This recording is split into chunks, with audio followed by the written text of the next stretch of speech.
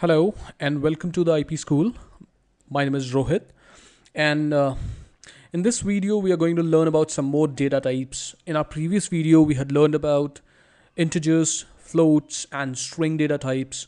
In this video what we're going to do is we'll learn about uh, tuples, lists and dictionaries, right? So let's get started. So let's do one thing. Let's discuss tuples first. uh, a tuple is an ordered sequence of data. You can pronounce it as tuple or tuple. Both are well and good. So a tuple or a tuple is a ordered list of data. Now what does that mean really? For example, an integer, float or a string can have one value, right, at one given point of time. So integer, for example, integer a can be 10, right? It just can be one value, and if you want to assign it some other value, you can do that. A equals to 20, right? But this, the value changes, right? You cannot assign more than one value to one variable, right?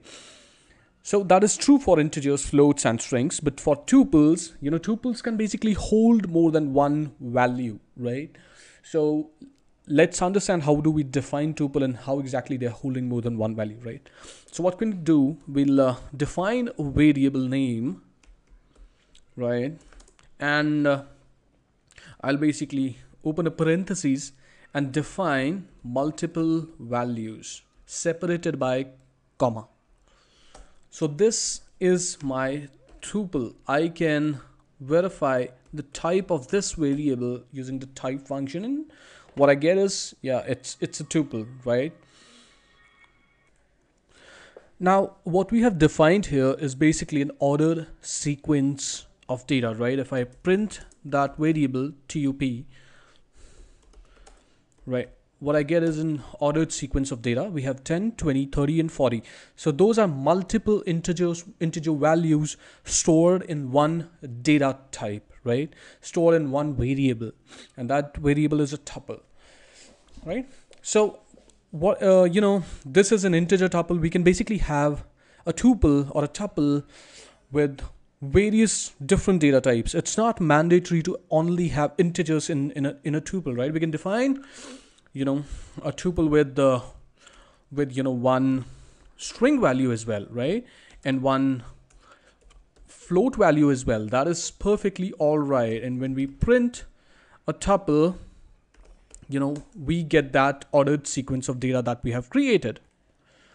All right. So now you might be thinking, why, how will this data type be useful? So if you remember how strings are, referenced in Python, let me go ahead and open a notepad. I had told you if I have a string A, B, C, D and E, I told you that A begins with 1, index 1, B is index 2, C is index 3, D4 and E5. We have, we understood and we learned this method. We learned all these in the previous video. So now with tuples also, this is similar. Python similarly organizes tuples. So for example, our tuple right now is 10, 20, hello and 10.1. So basically 10, the first index value is at 0th position, right? 20 is at position 1, hello is at position 2, and 10.1, which is a float value, is at position 3, right? So basically tuple elements in the tuple are basically organized using indexes, and that begins with 0, right, and goes on 1, 2, 3, 4, 5, depending on the number of elements you have in that tuple or a tuple, right? Now let us do one thing. Let us try to reference to, for example, this integer value 20, right? How do we do that? In strings, you remember how do we did that, and now in tuples, it's similar to strings, right? You just reference the index value, right? So 20 is 1, right? The index is 1. Remember, index begins with 0. Now what should we get? We should get 20. And I'll show you something else. If we check the type of the variable, the value that is at index 1, what should we get? We should get an integer, right?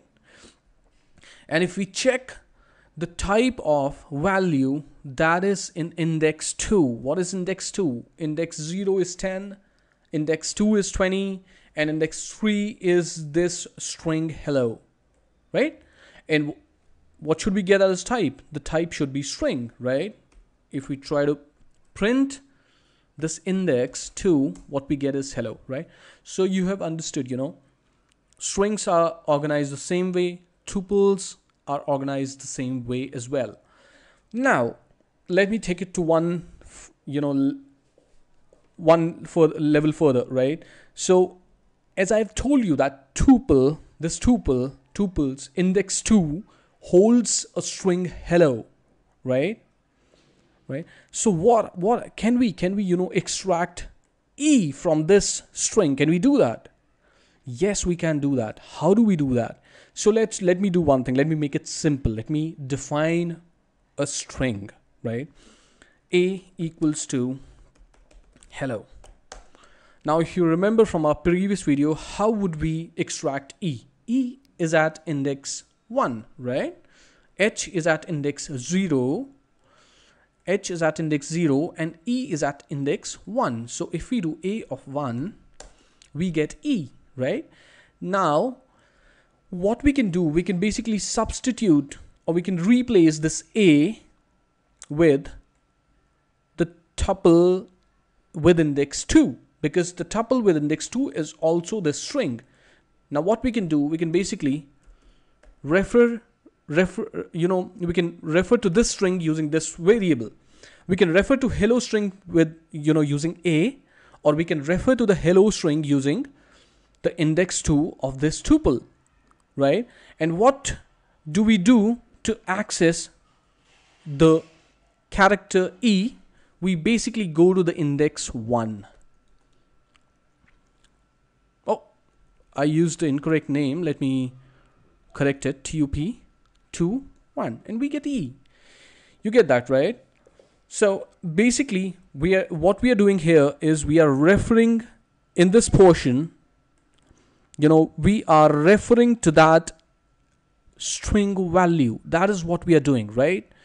Again, let me do tup of 2. This is the entire string. We are referring to that string value, and we can go a level further, a level deep, and basically extract any character like we did in strings, right? We get E. I can extract any other character as well. I can extract, say, for example, 0. What is 0th position? 0th position is definitely H, right? So now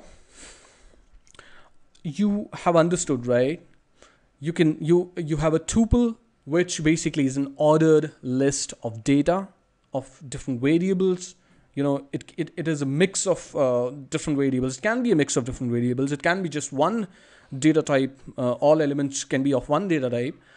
And now you can reference to the index of that particular tuple to extract a value, to access a value, and you can further refer to that value. And for example, in this case, we extracted E and H from that hello string, right? Now I'll tell you one more important property about tuple. A tuple is a read-only list of data. You cannot modify anything.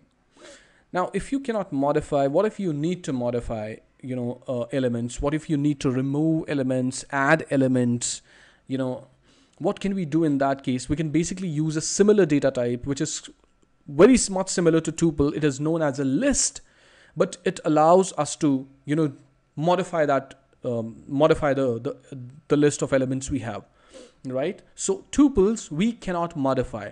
So what we did, we created a tuple tup, and we can access some functions of this particular data type.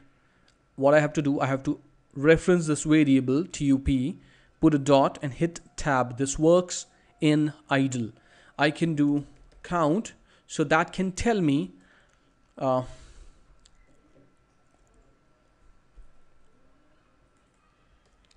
so count basically tells me the number of times a particular element occurs, right? In this case, if for example we do tup dot count and we specify this string hello, how many times does this string occur? It occurs only one time. Let us modify that tuple. Let us create a new one. We cannot modify this tuple, as I've told you earlier. So let me do one thing. We create a new tuple. Now you may think that I have modified this tuple, right? But I've actually not. What I've done, I basically created this new variable to tup, right? I have not actually modified. How do we modify, and what is modification? We'll basically learn when we go to lists. But this is not modification. This is basically for you, all those basic programmers, right? Beginners, this is not modification. This basically is creating a new data type, right? So now, in this case, the hello is occurring twice. So we should be getting 2, right? We should be getting 2 as the value. Okay, so the count variable would tell you how many times an element is, occurring. If it is occurring twice, once, and we get that value, right? Now let us check out some other function, and we have index. You'll be able to see that we only have these 2 functions. You can count how many times an element is occurring, and you can basically refer to an index, right? That is what you can do. Now, what does index tell us? Index tell us what is the index value of that particular element. For example, 20. Which place is 20 at? 20 is at 1, right? 10 is at 0. 20 is at 1. So we should get 1. And we get that, right? Now, let us do same thing with hello. Now, hello is occurring twice. What do you think we should get? So we should be getting the first occurrence, right? We shouldn't be getting the second occurrence, right? So hello is at position 2. So what do we get? We get the first occurrence. What if you have to, you need to get the index of the second occurrence as well? We can do that. But we won't do it right now. I won't show you because that method isn't that simple. It involves something that we haven't studied yet. So I'm going to skip it for now, but we will definitely, revisit this, and I'll tell you how to get the index of all variables, even if it's repeating, right? So remember, it will return the index of the variables, the element's first occurrence, right? If hello is occurring at position 2, right, and position 4 as well, but it'll just give you 2. It'll just return you 2, right? The first occurrence. Now, using .count, you can count how many times that occurs, right? You can count how many times that particular element is occurring in the string. So this is all about tuples. And in our next video, we will have a look at lists, right? Lists are basically similar to tuples, but what we can do, we can basically do all sort of operations. We can modify that particular list. We can insert in any given index value, index position. We can remove any element from that particular list, and we can do a lot more. So in our next video, we'll study list. I hope you've enjoyed this video. If you have, you can press the like button or subscribe to my channel. Thank you so much for watching.